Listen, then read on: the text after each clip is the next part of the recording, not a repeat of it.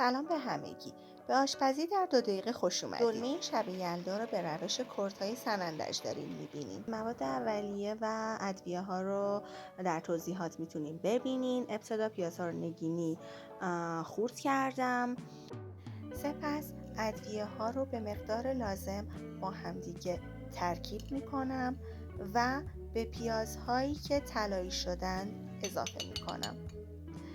حالا برنج ایرانی نیمدانه که از 1 ساعت قبل خیس خورده رو به ترکیبات اضافه می کنم.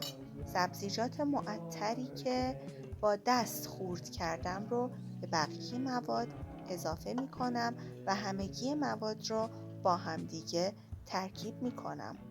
سپس همه مواد رو خوب مخلوط می کنم تا یک دست بشه. در اینجا گوجه ها و آب گوجه رو مشاهده می کنین.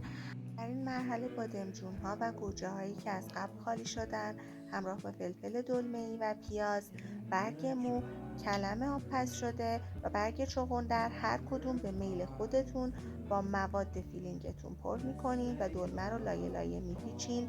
گوشت و مرغتون رو در کف قابلمه قرار میدین. البته گوشت ها رو به مدت 1 ساعت و مرغ ها رو به مدت نیم ساعت از قبل آبپز بکنید. در نهایت پختتون 1 ساعت تا 1 و نیم ساعت زمان میخواد. نوش جونتون.